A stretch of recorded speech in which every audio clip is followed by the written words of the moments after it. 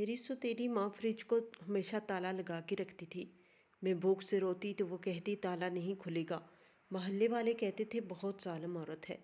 एक दिन मैंने गुस्से में आके ताला तोड़ दिया। जब फ्रिज खोला तो अंदर खाने पीने की चीज़ें नहीं थी, बल्कि बड़े बड़े शापरों में कुछ ऐसा था कि मेरी चीख निकल गई। मेरा नाम अम्बरीन है और मैं बहुत छोटी थी जब मेरी हकीकी माँ इस दुनिया से चली गई थी। इस दिन के बाद मेरी ज़िंदगी का हर मंज़र बदल गया। मैं एक नन्ही सी बच्ची थी और मुझे समझ ही नहीं आती थी कि सब क्यों रो रहे हैं। घर में अजीब सी खामोशी थी और बाबा की आंखों में एक ऐसी टूट फूट थी जो मैं कभी नहीं भूल सकती थी। बाबा अपनी जान से ज़्यादा मेरी माँ से मोहब्बत करते थे। मैंने हमेशा इन दोनों को मोहब्बत और शफ़क़त के साथ रहते हुए देखा था। वो दोनों एक दूसरे का बहुत ख्याल रखते थे और मैं इनके दरमियान एक छोटी सी खुशी की तरह होती थी। मेरा बचपन मेरी माँ की वजह से बहुत खूबसूरत था। हर हर दिन एक नए रंग के साथ गुजरता था, लेकिन जब माँ चली गई तो वो सारे रंग एक एक करके मान पड़ते चले गए। माँ के जाने के बाद बाबा के चेहरे पर हमेशा थकन और उदासी रहने लगी। वो काम पर जाते थे, लेकिन इनके कदमों में वो तेज़ी नहीं रही थी जो पहले हुआ करती थी। वो रात को देर तक जागते रहते, जैसे किसी आवाज़ का इंतज़ार कर रहे हों। इनकी आंखों के नीचे गहरे साए पड़ गए थे।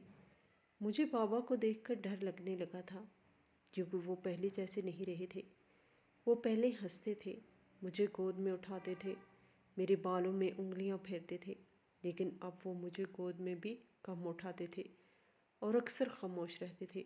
कुछ अरसे बाद बाबा ने दूसरी शादी का फैसला किया तो हर कोई कहता था कि बाबा ने ये शादी अपनी ज़रूरत के लिए की है। लोग बातें बनाते थे, इनको असल हकीकत नहीं पता थी। मैं जानती थी कि बाबा ने ये शादी मेरे लिए की थी। वो मुझे घर में अकेला छोड़कर काम पर नहीं जा सकते थे और ना ही वो चाहते थे कि मैं बगैर माँ के रहूं। इनकी सोच हमेशा यही रही कि अम्बरीन के लिए हर वो चीज़ करनी है जो इसकी ज़िंदगी आसान बना दे।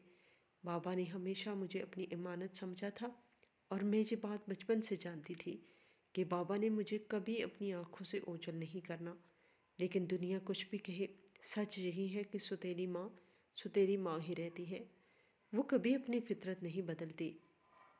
मेरी सुतीली माँ का नाम गजाला था। वो एक अजीब सी औरत थी। बाबा के सामने तो मुझ पे जान छिड़कती थी। मुझे प्यार से अम्बरीन कह के बुलाती थी, मेरा सर सहलाती थी और बाबा को कहती थी कि मैं इसे अपनी सगी बेटी की तरह रखूँगी।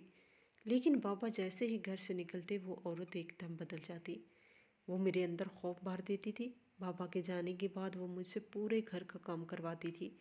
मैं छोटी थी लेकिन मुझसे बड़े लोगों जैसे काम करवाती थी।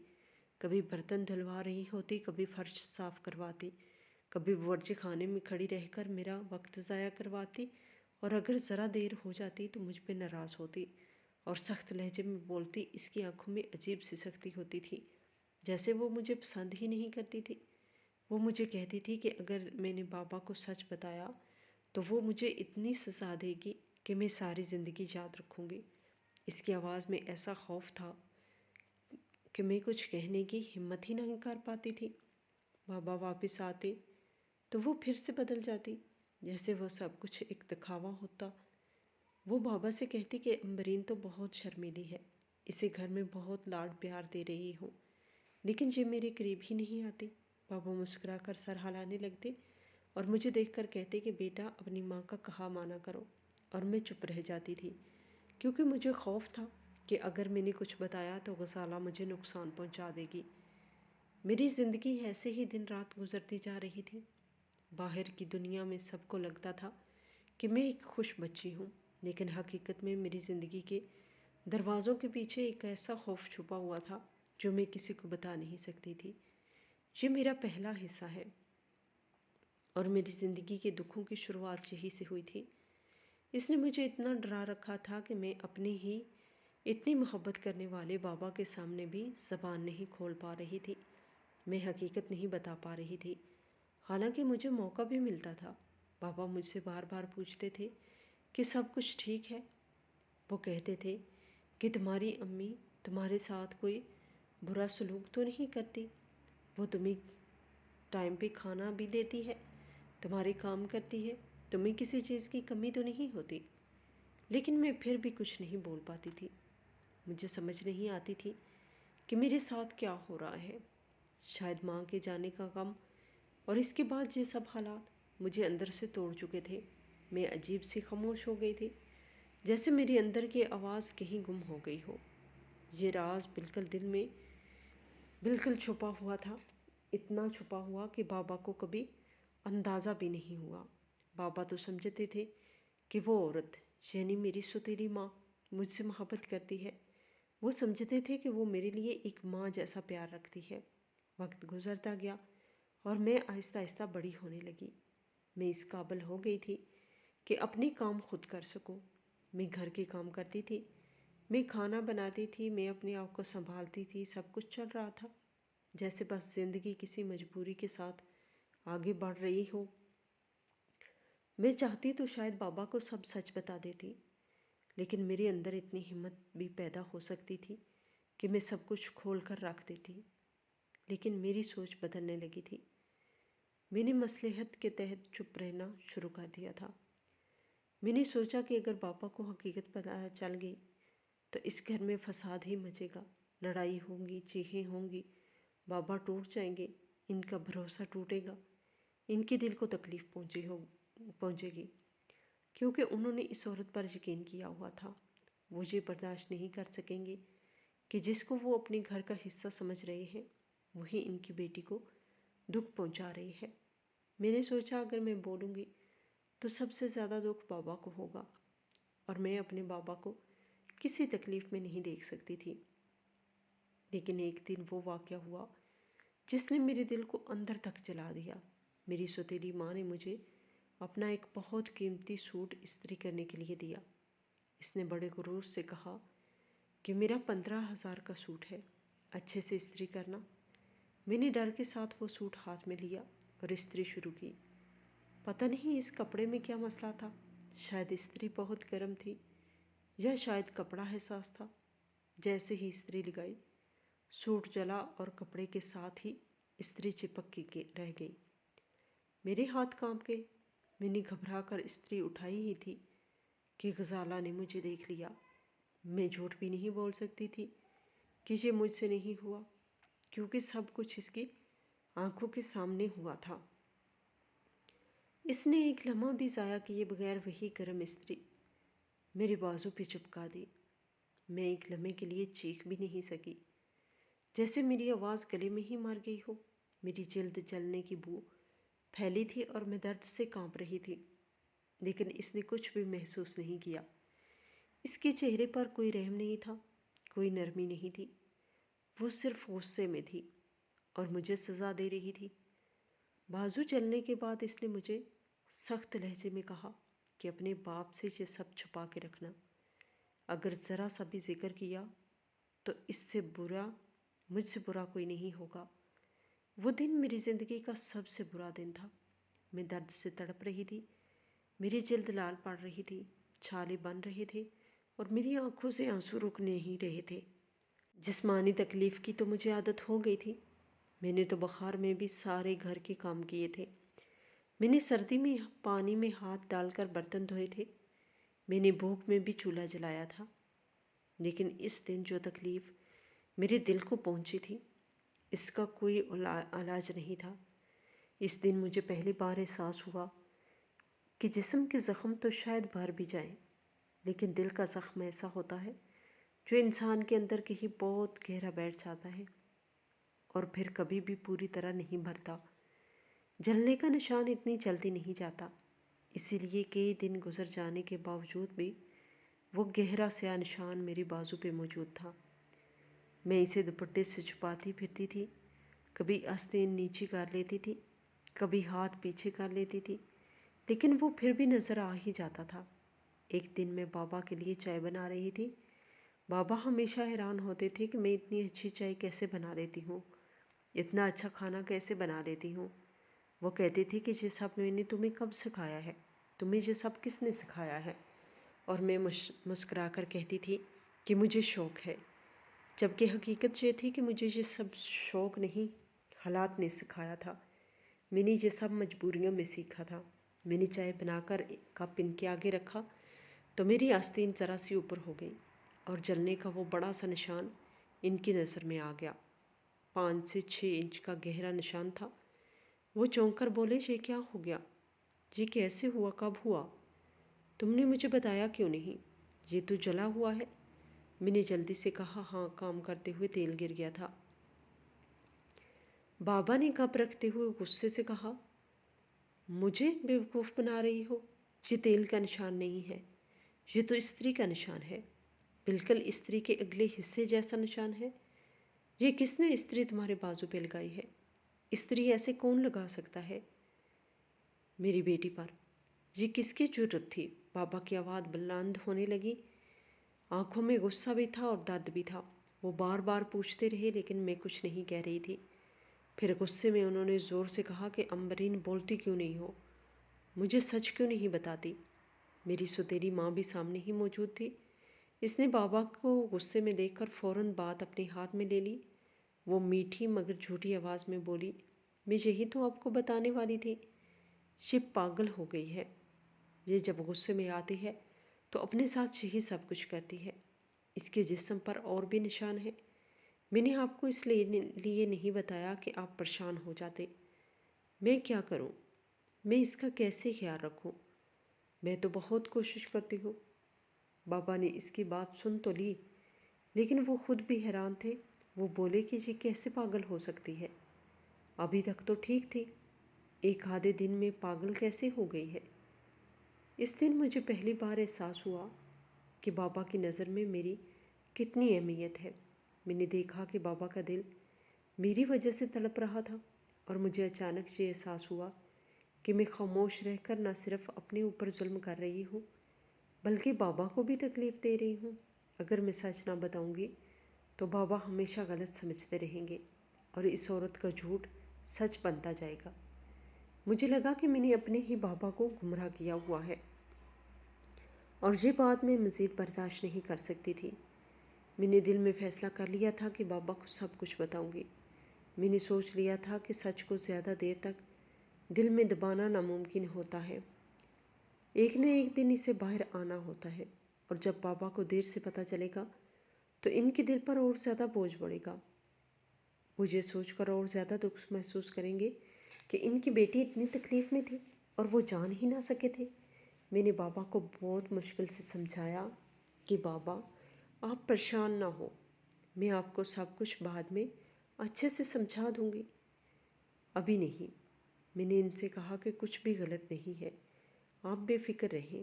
میں نے بہت مشکل سے ان کا غصہ کم کیا۔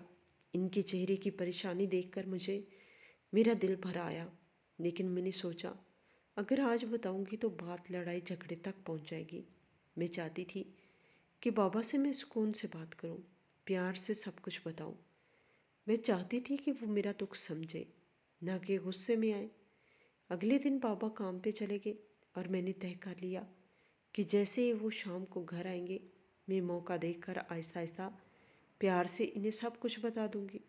میں نے سوچ لیا تھا کہ اب نہ میں ڈروں گی نہ میں چھپاؤں گی، سارا دکھ سچ کے ساتھ ان کے سامنے رکھ دوں گی، کیونکہ اب وہ وقت آ گیا تھا کہ سچ سامنے آ جائے، وہ عورت اپنی حقیقت کے ساتھ بے نقاب ہو جائے۔ میں بابا کو سب کچھ بتانا چاہتی تھی۔ میں صبح سے ان کے آنے کا انتظار کر رہی تھی۔ مجھے ہر لمحہ یہی لگ رہا تھا کہ بس بابا آئیں گے اور میں ان کے سامنے بیٹھ کر سب کچھ کہہ دوں گی۔ لیکن پتہ نہیں صبح سے میری سوتیلی ماں نے مجھ پر عجیب سی نظر رکھی ہوئی تھی۔ وہ بار بار مجھے گھور بھی رہی تھی، جیسے اسے اندر ہی اندر کچھ شک ہو گیا ہو کہ میں بابا سے کچھ کہنے والی ہوں۔ اچانک اس نے مجھے ایک لمبی سی لسٹ پکڑائی اور کہا کہ جو کریانے کی دکان سے سارا سامان لے آؤ اور جو چیز جتنی لکھی ہے اتنی ہی لے کے آنا۔ میں نے لسٹ دیکھی تو اس میں اتنی ساری چیزیں تھیں کہ مجھے اندازہ ہو گیا کہ یہ کام جلدی ختم ہونے والا نہیں ہے۔ خیر میں چپ چاپ کر کے گھر سے نکل پڑی۔ میں نے سوچا کہ بابا کے آنے سے پہلے یہ کام ختم کر لوں، کیونکہ بابا کے سامنے تو میں کوئی کام نہیں کرتی تھی، وہ مجھے کام کرنے ہی نہیں دیتے تھے۔ وہ کہتے تھے کہ امبرین ابھی بچی ہے، اسے آرام کرنا چاہیے۔ سامان اٹھانے میں مجھے 2-3 چکر کرنے پڑے۔ میں بار بار جا رہی تھی، پھر واپس آ رہی تھی، پھر دوسری چیز لے رہی تھی۔ میں تھک بھی گئی تھی، لیکن میں نے خود کو سمجھایا کہ یہ سب آج کے بعد ختم ہو جائے گا، بس آج کی محنت ہے۔ خیر میں سامان واپس لے کر آئی تو بابا ابھی تک گھر میں نہیں آئے تھے۔ میں نے اماں سے پوچھا کہ بابا کہاں ہیں؟ وہ فوراً بولی کہ ہاں ان کا فون آیا تھا، وہ کہہ رہے تھے کہ کام کے سلسلے میں 3 دن کے لیے کہیں جا رہے ہیں، 3 دن بعد آئیں گے۔ میں حیران رہ گئی۔ میں نے کہا مجھے تو کچھ نہیں بتایا۔ وہ بولی گھر پر فون کیا تھا، تم گھر پر نہیں تھی، اب کیا تمہیں الگ سے فون کرتے؟ میں حیران بھی تھی اور تھوڑا سا دکھ بھی ہوا تھا، کیونکہ بابا مجھے بغیر بتائے کہیں نہیں جاتے تھے۔ خیر میں نے خود کو سمجھایا کہ کوئی نہ کوئی مجبوری ہوگی۔ میں نے پوچھا کہ یہ سارا سامان فریج میں رکھنا ہے تو اس نے کہا فریج میں نہیں رکھنا، اب سردی آ گئی ہے، سارا کچھ باہر رکھ دو، کچھ خراب نہیں ہوگا، ویسے بھی اس میں چکن تو ہے نہیں جو فریج میں رکھنا لازمی ہو۔ میں نے کہا ٹھیک ہے، اور میں سارا سامان باہر رکھ دیا۔ لیکن مجھے حیرت اس بات کی تھی کہ اس نے خود ہی فریج بند کر کے رکھا تھا۔ کہہ رہی تھی کہ سردیوں میں فریج کی ضرورت نہیں پڑتی، اور حقیقت میں ہمارے اس علاقے میں اکثر سردیوں میں فریج بند رکھنے کی عادت تھی، کیونکہ سردی بہت زیادہ ہوتی تھی اور چیزیں خراب نہیں ہوتی تھی۔ تو میں نے اس کی بات مان لی۔ میں نے زیادہ کچھ نہیں کہا، میں صرف یہ سوچ رہی تھی کہ اب یہ 3 دن کیسے گزریں گے۔ میں نے خود کو دلاسا دیا کہ بس 3 دن کے بعد سب کچھ ٹھیک ہو جائے گا، بابا آئیں گے تو میں سب کچھ بتا دوں گی، پھر بابا اس عورت کو ڈانٹیں گے یا گھر سے نکال دیں گے یا طلاق دے دیں گے، جو بھی بابا مناسب سمجھیں گے، لیکن میں اس سب ظلم سے بچ جاؤں گی۔ میں نے دل ہی دل میں فیصلہ کر لیا تھا کہ بابا سے کہوں گی کہ اب مجھے اپنے ساتھ لے کے جایا کریں، یا پھر مجھے کوئی نوکری کرنے کی اجازت دے دیں تاکہ میں گھر میں نہ رہوں، یا پھر گھر میں کیمرے لگوا دے تاکہ اس عورت پر بھی نظر رکھی جا سکے۔ میں ظلم سے واقعی تھک گئی تھی، اور میں نے کہیں پڑھا تھا کہ ظلم سہنا بھی غلطی ہوتی ہے، کیونکہ انسان اگر ظلم برداشت کرتا رہے تو ظالم کی ہمت بڑھتی جاتی ہے، اسی لیے ظلم سے بچنے کے لیے آواز اٹھانا ضروری ہوتا ہے۔ میں نے ارادہ مضبوط کر لیا تھا کہ میں اب کچھ بھی ہو جائے سچ بولوں گی۔ اس وقت مجھے میرے بابا میرے مسیحا لگ رہے تھے، اور یہ بات حقیقت بھی تھی۔ ان کے علاوہ میرا کوئی اپنا نہیں تھا، وہی تھے جنہوں نے ہمیشہ میرا ساتھ دیا تھا، ہمیشہ میرا خیال رکھا تھا، میرے آسرا تھے۔ بس مجھے صرف ان 3 دنوں کا انتظار تھا۔ اب ہر کام مجھے ایسا لگ رہا تھا جیسے عذاب بن گیا ہو، جیسے وقت رک سا گیا ہو، جیسے ہر لمحہ مجھے کاٹ رہا ہو، لیکن میں خاموش رہی، کیونکہ میں اتنے سالوں سے یہی سب کرتی آ رہی تھی۔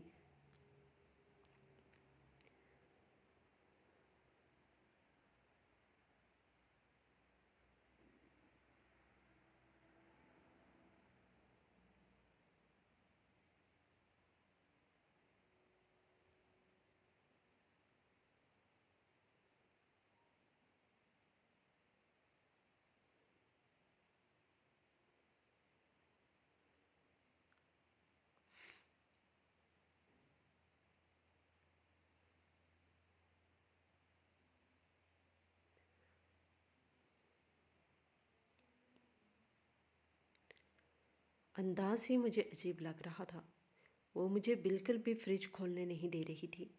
1-2 بار میں نے ہاتھ بڑھایا تو اس نے میرا ہاتھ جھٹک دیا۔ کہتی تھی کہ فریج بند ہے، اندر کچھ نہیں ہے، اسے کھولنے کی ضرورت نہیں۔ لیکن میں نے پہلی بار نہیں دیکھا تھا کہ وہ فریج بند کرے، کیونکہ سردی میں ہم اکثر بند کر دیتے تھے۔ حیرت اس بات پر تھی کہ وہ مجھے ہاتھ بھی نہیں لگانے دے رہی تھی۔ وہ کچھ گھبرائی ہوئی بھی لگ رہی تھی، بار بار کسی کو فون کر رہی تھی، مگر جیسے ہی میں کمرے میں جاتی وہ موبائل چھپا لیتی۔ ایک دفعہ تو میں نے اسے یہ کہتے بھی سنا تھا کہ اب اس مصیبت کا کیا کروں۔ وہ مصیبت مجھے ہی کہتی تھی۔ کبھی کبھی تو مجھے آواز دے کر کہتی تھی تو عذاب ہے میرے سر پر، مسلط ہے۔ اتنے سالوں میں میرے دل نے ان الفاظ کی چبھن محسوس کرنا چھوڑ دیا تھا، کیونکہ میں عادت ڈال چکی تھی، لیکن اس کی گھبراہٹ نے میرے دل میں عجیب سا خوف پیدا کر دیا تھا۔ جب مزید ٹائم گزر گیا، 1 ہفتہ ہو گیا، تو وہ آخر کار بول پڑی کہ تیرا باپ ہمیں چھوڑ کر بھاگ گیا ہے، اس نے ہم دونوں سے جان چھڑوا لی ہے۔ اور میں اس کی بات سن کر سکتے میں آ گئی۔ میرے ذہن میں ایک ہی سوال تھا کہ بابا کہاں گئے ہوں گے، انہوں نے مجھے کیوں نہیں بتایا؟ نہیں، انہوں نے ایک لفظ کیوں نہیں کہا؟ میں نے کہا کہ میرا بابا ایسا نہیں کر سکتے، وہ کبھی ہمیں چھوڑ کر نہیں جا سکتے۔ تو وہ ہنستے ہوئے بولی کہ کر سکتا ہے، اس نے ایسا ہی کیا ہے، تجھے میرے حوالے کر کے چلا گیا ہے، اب میں جانوں اور تو جانے، اور تو فکر نہ کر، میں تیرا بھی کوئی انتظام کر لوں گی۔ اس کے یہ الفاظ سنتے ہی میرے پیروں تلے زمین نکل گئی تھی۔ میں جانتی تھی کہ جو انتظام وہ کرے گی وہ واقعی انتظام نہیں ہوگا، بلکہ میری زندگی برباد کر دے گا۔ میں ڈر گئی، میرے ہاتھ پاؤں کانپنے لگے، میرے سانس رکنے لگا، مجھے لگ رہا تھا کہ بہت کچھ برا ہونے والا ہے۔ میں پریشان ہو گئی تھی، لیکن میرے لیے اصل مسئلہ یہ تھا کہ مجھے اپنے بابا کے کام کے بارے میں بھی کچھ نہیں پتا تھا۔ وہ کہاں کام کرتے تھے، کس فیکٹری میں تھے، ان کے دوست کون تھے، میں ان کے بارے میں کچھ نہیں جانتی تھی۔ وہ بس کہتے تھے کہ فیکٹری میں کام کرتا ہوں، بس یہی پتہ تھا، اور فون بھی ان کا مسلسل بند تھا۔ میں نے کریانے کی دکان والے سے کہا کہ فون کرنے کی کوشش کی تھی، اس نے بھی یہی کہا کہ بیٹا فون بند ہے۔ وہ کال ملا بھی نہیں رہا تھا۔ ایک دن گزرا، پھر دوسرا، پھر تیسرا، یہاں تک کہ پورا ہفتہ گزر گیا اور بابا کو کچھ پتہ نہ چلا۔ ان دنوں میں ایک بات مجھے سب سے زیادہ مشکوک لگ رہی تھی، وہ یہ کہ یہ عورت مجھے فریج کے قریب بھی نہیں جانے دیتی تھی۔ وہ کہتی تھی کہ اندر کچھ نہیں ہے، لیکن پھر بھی فریج آن رکھا ہوا تھا۔ حالانکہ سردی میں ہم ہمیشہ فریج بند کر دیتے تھے، اور اگر کچھ نہ ہو تو آن رکھنے کی کوئی وجہ نہیں تھی۔ اس کا چہرہ اترتا تھا، وہ جلدی جلدی کمرے میں آ جاتی تھی، کسی کو فون کر کے گھبرائی ہوئی آواز میں باتیں کرتی تھی، اور سب سے بڑی بات، وہ مجھے فریج کے قریب بھی نہیں جانے دیتی تھی، جیسے وہاں کوئی ایسا راز چھپا ہو جسے مجھے ہر قیمت پر نہیں دیکھنا چاہیے۔ اور یہی بات میرے دل میں ایک خوفناک بیج بو رہی تھی کہ شاید معاملہ کچھ بہت برا ہے، شاید بابا کے ساتھ کچھ ہوا ہے، اور شاید اس عورت کو سب پتہ ہے، لیکن وہ مجھے نہیں بتا رہی تھی۔ اور یہ سوچ ہی میرے وجود میں زلزلہ پیدا کر دیتی تھی کہ یہ فریج کے اندر وہی تو نہیں جو میں سوچ بھی نہیں سکتی تھی۔ اس نے گھر کی کھانے کی ساری چیزیں بھی غائب کر دی تھی۔ مجھے یقین تھا کہ وہ سب فریج میں ہی ہوگا، یہ فریج میں میرے لیے کھانا ہی چھپا رہی ہوگی۔ بابا کو بھی کچھ پتہ نہیں چل رہا تھا، وہ بھوک بھی بہت لگ رہی تھی۔ ایک دن لائٹ گئی تو فریج سے پانی نکلنے لگا، کیونکہ جب لائٹ جاتی ہے تو فریج کا پانی بہہ جاتا ہے، اور اس پانی کا رنگ لال تھا۔ اس کا مطلب کہ فریج میں گوشت وغیرہ رکھا ہوا تھا، اور میں کب سے پرانی روٹی اور اس کے ساتھ اچار کھا کر گزارا کر رہی تھی۔ مجھے غصہ آیا، یہ عورت گھر پر نہیں تھی، تو میں نے فریج کا تالا ہی توڑ دیا۔ لیکن جب سامنے دیکھا تو قدموں کے نیچے سے زمین نکل گئی۔ اس میں کھانے کا سامان نہیں، بلکہ بڑے بڑے شاپروں میں گوشت پڑا ہوا تھا۔ ایسا لگ رہا تھا کہ ایک شاپر میں 15 کلو گوشت ہے۔ میں حیران رہ گئی کہ یہ کیا ہے، لیکن جب میں نے غور کیا تو نہ صرف قدموں کے نیچے سے زمین نکلی، بلکہ سر کے اوپر سے آسمان ٹوٹ پڑا۔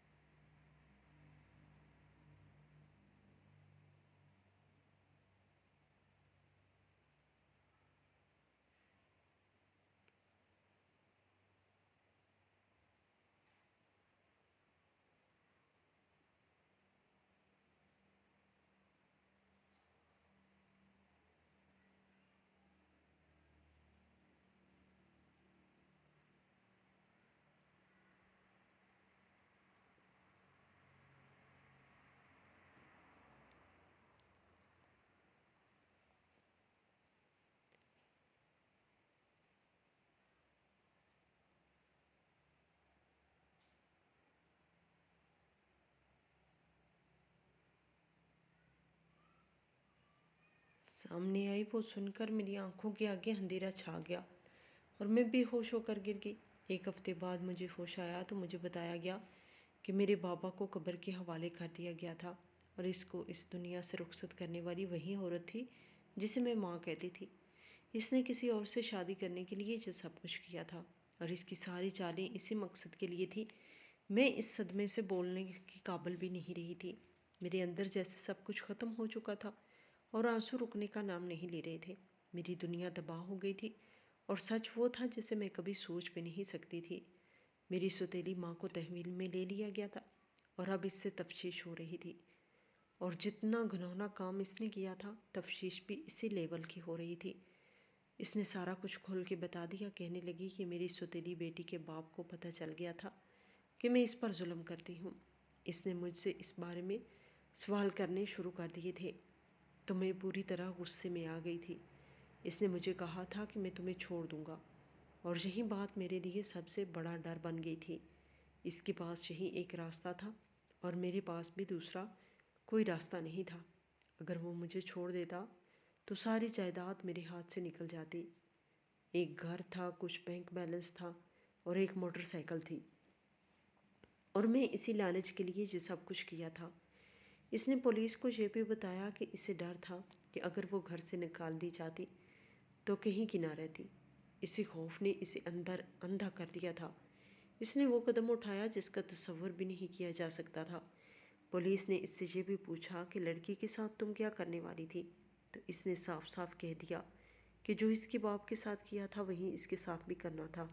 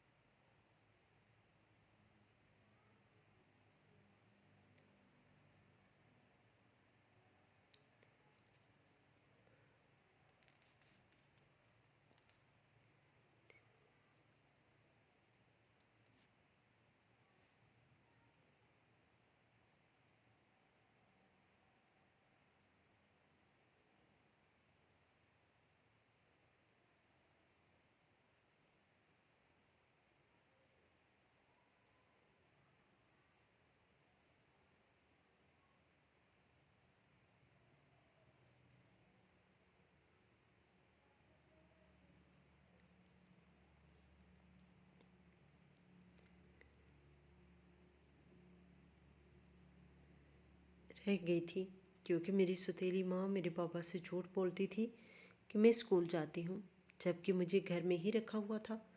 अब पहली बार मुझे ऐसा लग रहा था कि मैं भी एक इंसान हूँ, मैं भी कुछ बन सकती हूँ और मेरे साथ भी अच्छा हो सकता है।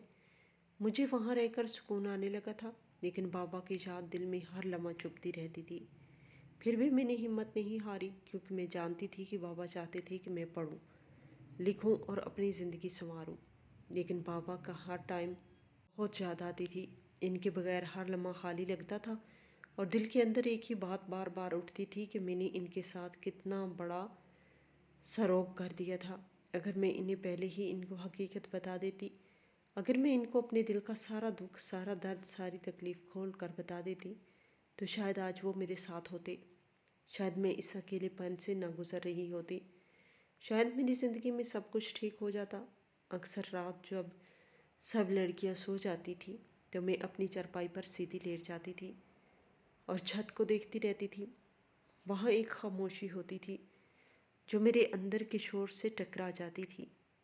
مجھے وہ لمحہ بار بار یاد آتا تھا جب میں بابا کو سچ بتانے کا ارادہ بناتی تھی، مگر پھر ڈر کے مارے خاموش ہو جاتی تھی۔ ان کی آنکھوں میں جو محبت تھی، جو نرمی تھی، وہ سوچ کر ہی میرا دل رو پڑتا تھا۔ میں اپنے دل کو سمجھانے کی کوشش کرتی تھی کہ جو ہونا تھا وہ ہو گیا، لیکن بابا کے بغیر ہر دن ایک جیسا نہیں تھا۔ ان کے بغیر گھر کی خوشبو بھی ختم ہو چکی تھی، ان کے بغیر میرا بچپن بھی ادھورا رہ گیا تھا، اور میری سانسوں میں ہمیشہ ایک کسک رہتی تھی کہ میں اپنے سب سے بڑے سہارا، اپنے سب سے بڑے پیارے انسان کو بچا نہیں سکی۔ میں اکثر اپنے دل میں کہتی تھی، بابا آپ نے مجھے کبھی تنہا نہیں چھوڑا تھا، آپ نے ہر دکھ ہر تکلیف سے مجھے بچایا تھا، مگر میں آپ کو نہ بچا سکی۔ اگر میں وقت پر سچ بول دیتی، اگر میں اپنی ماں کے خوف میں نہ آتی، تو شاید آج آپ میری زندگی میں ہوتے۔ میں آپ کے کندھے پہ سر رکھ کر رو سکتی، میں آپ کو بتا سکتی کہ آپ میرے لیے پوری دنیا سے بڑھ کر تھے۔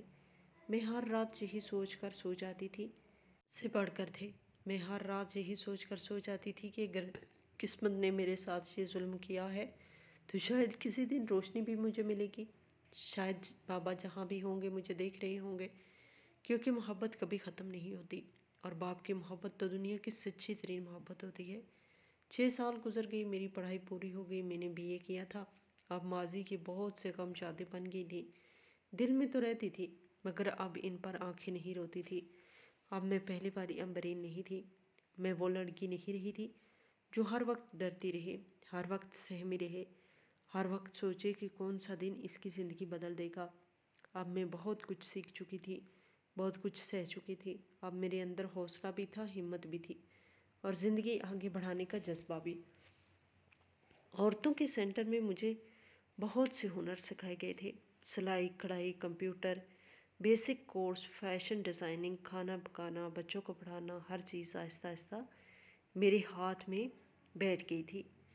مجھے اب اپنے اوپر اعتماد آ گیا تھا کہ میں کھڑی رہ سکتی ہوں، میں محنت کر سکتی ہوں، میں بھٹکنے والی نہیں ہوں۔ زندگی نے جس مشکل راستے پر مجھے دھکیلا تھا، اب میں اسی راستے پہ چلنا سیکھ گئی تھی۔ میری پڑھائی مکمل ہوئی تو مجھے ایک اسکول میں ٹیچنگ کی نوکری مل گئی۔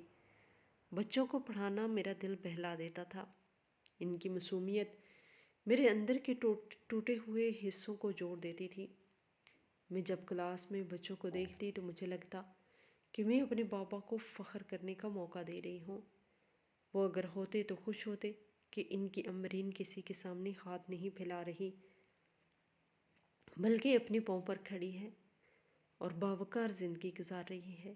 اس اسکول میں ایک لڑکا پڑھاتا تھا، اس کا نام اسلم تھا۔ اس کی آنکھوں میں عجیب سا سکون تھا، عجیب سا درد بھی تھا، جیسے اسے بھی زندگی نے میری طرح دھکے دیے ہوں۔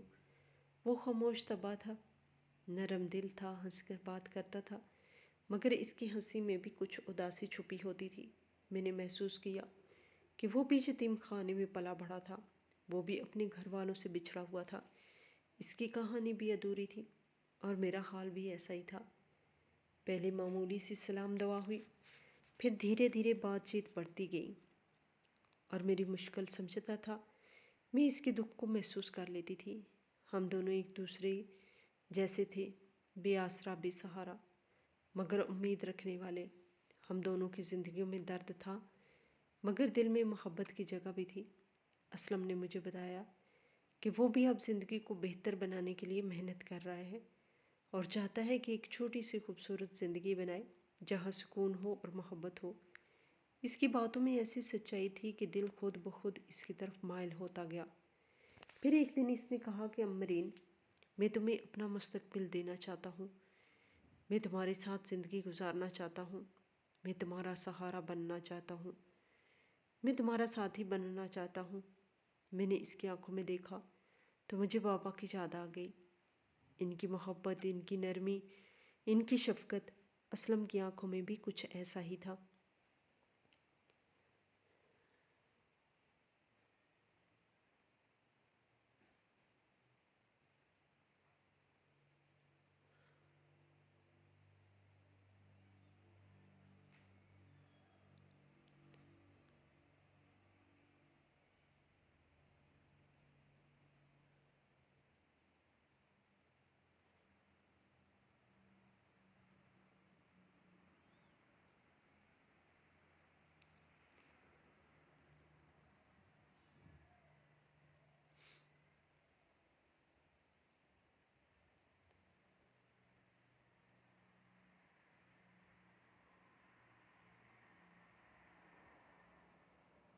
بھروسہ کیا تھا جیسے اپنے آپ پر کرتی ہوں۔ کچھ مہینوں کی محنت کے بعد ہم نے ایک چھوٹا سا گھر کرائے پر لے لیا تھا۔ ایک کمرے کا گھر تھا، مگر میرے لیے وہ کسی محل سے کم نہیں تھا، جیسے میری ٹوٹی زندگی کو کسی نے نیا دروازہ دے دیا ہو۔ اس گھر میں ایک چھوٹا سا بستر، ایک چولہا، چند برتن اور ایک میز تھی۔ اسلم کہتا تھا کہ گھر سامان سے نہیں بنتا، دل اور نیت سے بنتا ہے۔ ایسے لگتا تھا جیسے ہم دونوں زندگی کو نئی ہاتھ پکڑ کر نئی راہ پہ لے کے جا رہے ہوں۔ فیصلہ کر کے ہم نے نکاح کر لیا۔ نکاح بہت سادہ تھا، گواہ بھی وہی لوگ تھے جو سینٹر میں کام کرتے تھے۔ وہاں کے لوگ ہی میرے والدین جیسے تھے، انہوں نے ہی میرا سر سہارا رکھا ہوا تھا۔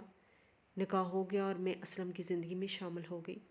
اس نے میرا ہاتھ پکڑ کر کہا کہ اب تم اکیلی نہیں ہو، میں ہوں، ہم دونوں مل کر اپنی زندگی سنواریں گے۔ اور میں اسلم میں خود کو محفوظ محسوس کر رہی تھی، جیسے میری ٹوٹتی دنیا اب سنبھل رہی ہے۔ میرے بابا کا جو کچھ تھا وہ میرے نام تھا، مگر برسوں کے بعد وہ چیزیں بکھر گئی تھی۔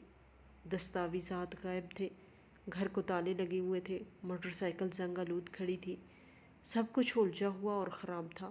شروع میں نے خود کو اس جھنجٹ میں ڈالنا ہی نہیں چاہا تھا، مگر اسلم نے کہا کہ یہ تمہارا حق ہے، اور حق کو لینا کمزوری نہیں طاقت ہوتی ہے۔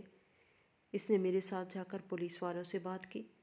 میں نے انہیں بڑے ادب سے کہا کہ میں اپنی چیزیں لینا چاہتی ہوں، تو انہوں نے مہربانی کی میرے سارے کاغذات دوبارہ نکلوائے، میرے گھر کو میرے حوالے کیا، اور انہوں نے کہا کہ بیٹا یہ تمہارا حق ہے، تم خوش رہو۔ نکاح کے تقریباً 1 سال بعد ہم اپنے گھر میں شفٹ ہو گئے۔ وہی گھر جس میں میرے بابا کی خوشبو تھی، وہی گھر جس میں میرے بچپن کی یادیں تھیں، وہی گھر جس کی دیواریں مجھے سوتیلی ماں کے ظلم کی تصویر بھی دکھاتی تھی۔ مگر میں نے فیصلہ کیا کہ میں اسی گھر کو نئے رنگ میں رنگوں گی۔ جہاں برائی ہوئی تھی وہاں بلائی بھی ہوگی، جہاں خوف تھا وہاں اب محبت ہوگی۔ موٹر سائیکل بھی وہیں پڑی تھی، گھر کے کونے میں، جیسے کسی نے اس سے انکار کر دیا ہو۔ وہ 3 سال میں بیکار ہو چکی تھی، مگر میں نے اسے دیکھ کر سوچا کہ یہ میرے بابا کی آخری نشانیوں میں سے ایک ہے۔ اسلم نے کہا کہ ہم اسے بھی ٹھیک کروا لیں گے، وقت کے ساتھ ساتھ سب کچھ ٹھیک ہو جاتا ہے۔ اس گھر میں دوبارہ رہنا آسان نہیں تھا۔ ہر کمرہ، ہر دیوار، ہر کونا میری ماضی کو سامنے لاتا تھا، مگر اب اس گھر میں میرا شوہر تھا، میری محبت تھی، میرا حق تھا۔ اس نے ہر کونے کو صاف کیا، ہر دیوار کو دھویا۔ اس نے کہا کہ یہ گھر اب ہمارا ہے اور ہم یہاں خوشی سے آئیں گے، نہ کہ خوف میں رہیں گے۔ میں نے اس گھر میں کھڑے ہو کے سوچا کہ زندگی نے مجھے کتنی آزمائشوں سے گزارا ہے، مگر پھر بھی میرے اندر سانس باقی ہے، میرے اندر امید باقی ہے۔ میں نے اس گھر میں دعا مانگی کہ اب یہاں کوئی دکھ داخل نہ ہو، کوئی ظلم نہ آئے، کوئی خوف نہ رہے، یہاں صرف محبت ہو، سکون ہو، صرف خوشی ہو۔ مجھے لگا جیسے میرے بابا کی روح مجھے دیکھ کر مسکرا رہی ہے، جیسے وہ کہہ رہی ہو کہ امبرین، تم نے بہت اچھی زندگی کا راستہ چنا ہے، تم نے ہار نہیں مانی، تم نے ڈر کو شکست دی، تم نے خود کو سنبھالا، تم نے اپنی عزت کو زندہ رکھا، اور یہی میری سب سے بڑی خوشی ہے۔ میں نے اسلم کی طرف دیکھا، وہ میرے پاس کھڑا تھا، اس کے چہرے پہ وہی سکون تھا جو بابا کی آنکھوں میں ہوا کرتا تھا۔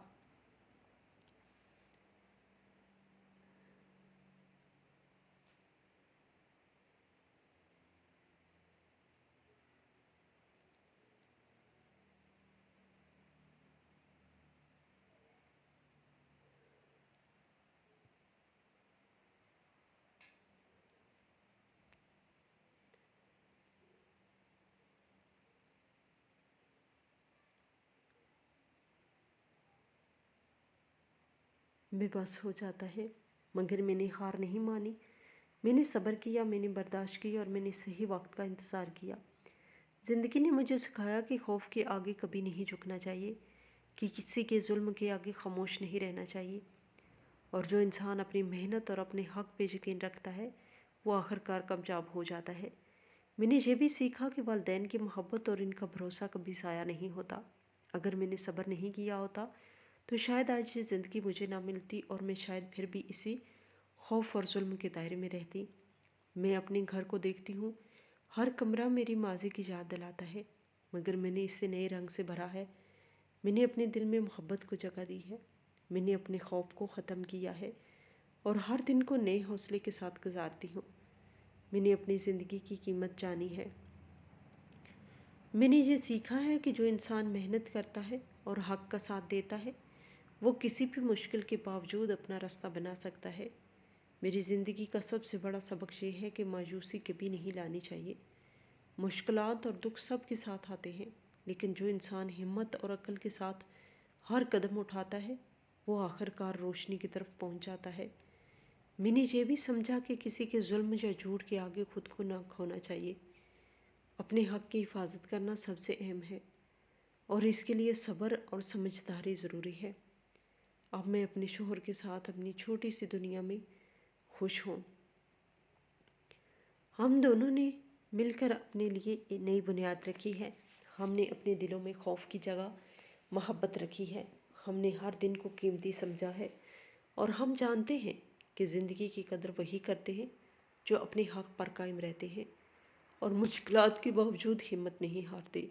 یہ سبق میں اپنی ہر لڑکی کو دینا چاہتی ہوں کہ اگر تمہارے ساتھ بھی ظلم ہو رہا ہے تو خاموش مت رہو، صبر سے کام لو اور حق کی لڑائی لڑو، کیونکہ آخر کار تمہاری محنت رنگ لائے گی اور تمہاری زندگی میں بھی روشنی آئے گی۔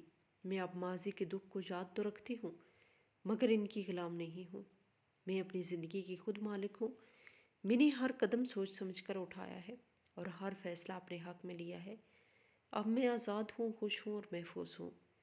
یہ زندگی میری محنت اور صبر کی بدولت ہے اور یہ سبق ہمیشہ میرے دل میں رہے گا کہ حوصلہ اور صبر کے بغیر کوئی بھی انسان اپنی منزل تک نہیں پہنچ سکتا۔ ہماری آج کی یہ کہانی آپ کو کیسی لگی؟